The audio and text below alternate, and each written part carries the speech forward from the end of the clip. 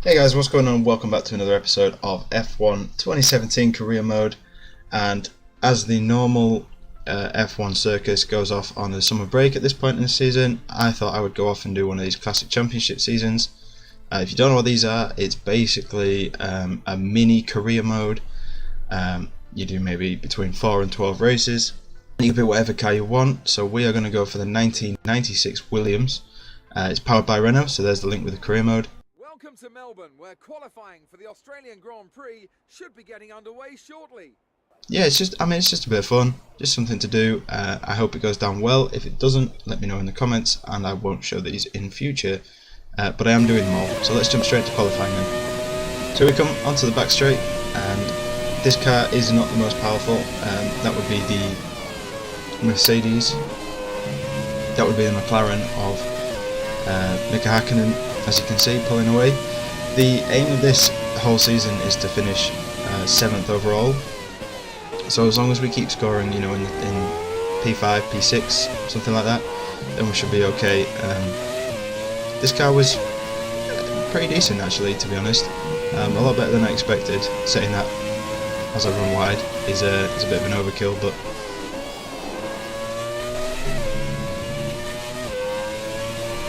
yeah, the car honestly felt good.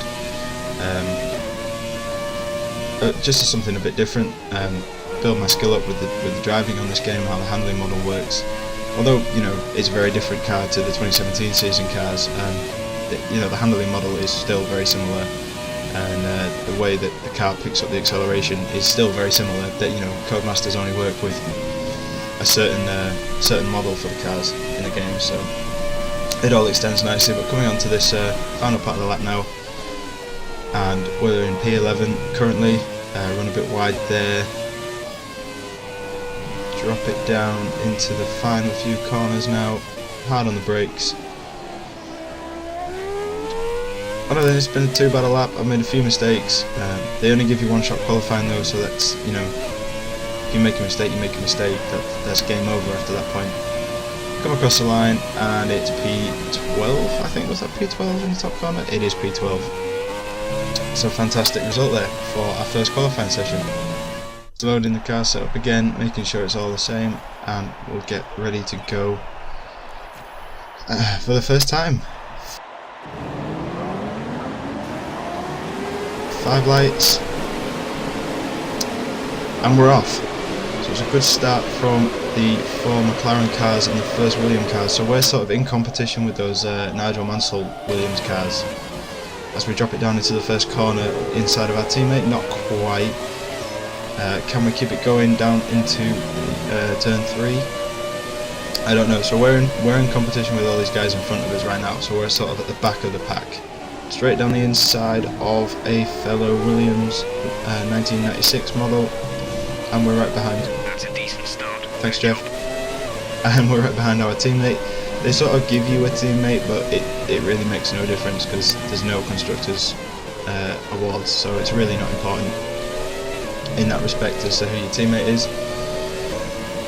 So we've managed to make up 3 places so far, and we're targeting sort of P6, P5, P6, that sort of region, just to give ourselves a little bit of a comfort zone going into the championship. It's a long one. I mean, there's 12 races, so yeah, we'll see what we can do. Nice little camera shot there.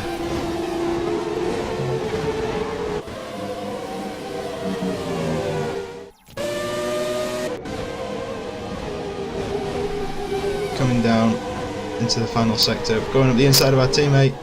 Oh, what an excellent move. What an absolutely excellent move. That was just, yeah, I mean, I record these way in advance, so I forget these overtake moves. Well, that's a bold move, and now we're at the front of the pack for the 1996 Williams, and we're getting onto the back of the Nigel Mansell Williams, which are for some reason faster.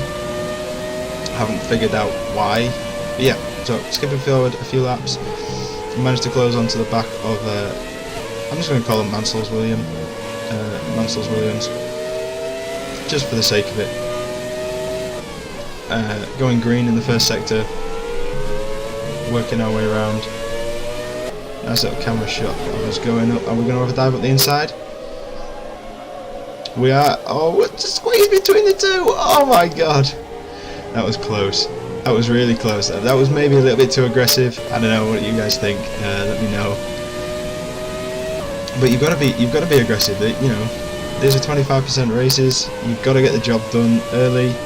Build that gap. You can't let faster cars move away from you. But we are now crucially in that P6 that we need to finish 7th in the championship. So that's good. That was a good move. Needed to happen. As we come round the final, into the final 2 corners. I did find it a little bit weird that this car doesn't have like I couldn't spot anywhere like a rev counter. Well, there is obviously a rev counter in the middle there, but like a sort of rev light thing that tells you when to change. So you do sort of have to kind of work with sound, because you can't be watching those numbers. You're looking for like sort of 15,000 to change gears, and you've just got to sort of figure it out by noise, or when the car feels like it's not accelerating anymore. So there are going to be times when I'm not really on the ball with gear changes and stuff, and I'm going to be slow. Really, that was the only issue. Nice corner cut then. We've been awarded a time penalty. We'll go again. Yeah, thanks, Jeff. Yeah, nice little time penalty there for us, but that's not too bad. We're pulling away from P7 behind us, so that's okay. Let's see if we can have a dive at the inside going into turn 3 on Murray. They use different names in this as well, if you don't know, just so that they don't break copyright. That's how they're allowed to do this. They don't break licensing off the drivers. Oh, just have a little sneaky look up the inside there, but no, make him aware that he's there. That car looks so wide on this game, even compared to modern F1 cars. Just have another look at that replay there. We were so close to the back of Murray there. Close but no cigar, I'm afraid. But we do appear to be faster. The setup I'm running is the same as my career mode setup for Australia. So if you want to find that, you can go watch the Australian Grand Prix career mode. Honestly, I didn't have much time to play around with the settings for these, so I'm just sort of using the same setup and hoping that it works. And 9 times out of 10, you're okay doing that. You know, these cars are roughly the same performance as they were in real life, but you know, you're still working with the same game. So yeah, the rough same setup still works. It really doesn't make that much of a difference, and you end up in these sort of like class fights sort of thing, so you end up battling like for like cars all the time anyway. So as long as you're running something that's different to normal, you're going to have an advantage somewhere, because these guys all run the standard setups on these. So yeah, as long as you're, you know, running something different, you're not going to be too disadvantaged. So coming on to lap 11 now, and we are so close. We are 0.4 behind Murray, and honestly, we must be about a second a lap faster, because we're just all over the back of him now. Coming down what would be a DRS straight, dropping it down into the hairpin. Are we going to have a look? Thanks, Jeff, for interrupting and distracting. And it's straight down up the inside and up into P5. Nice little overtake. Let's have another look at that, because Jeff interrupted us. You can see we're just lining him up straight up the inside, just feeding the brakes just that little bit later, just to carry that speed down into the hairpin, and then that's job done and we can move on. But we've got to build up a lead now, because we do have that 3-second time penalty for repeated corner cutting, just because it's... Fuel target is +1. Faster engine modes are Thanks, Jeff. So that's actually a good point that Jeff brings up there, is that you can run in rich mode and lean mode in these cars, despite the fact that they were never a thing. So I don't quite know if it has much of a performance difference, but I think the car is heavier, much heavier, at the start of the race, and even with extra fuel in the car, so it is worth, whether it... Oof, running wide just a bit there, touching the wall.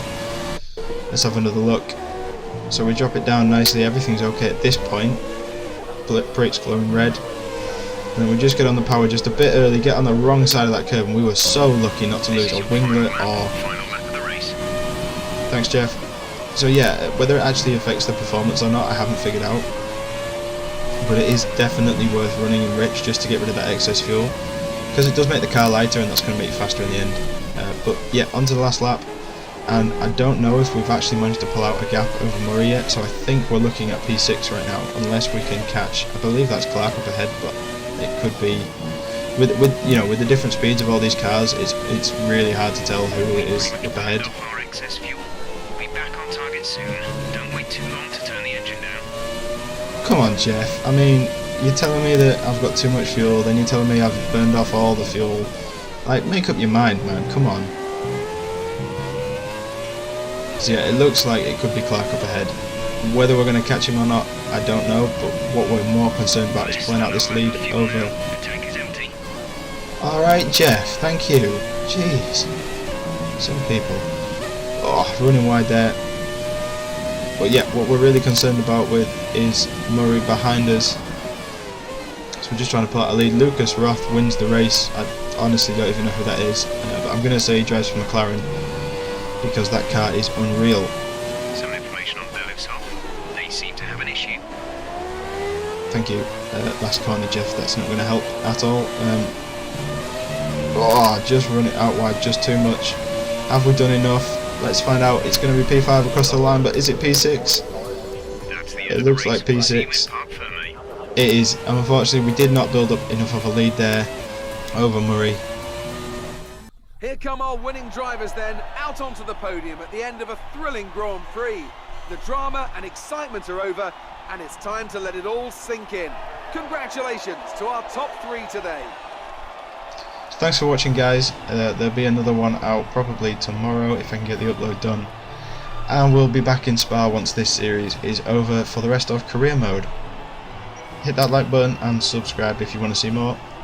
Thanks for watching for now. There's just an update of the finishing, and I will see you next time.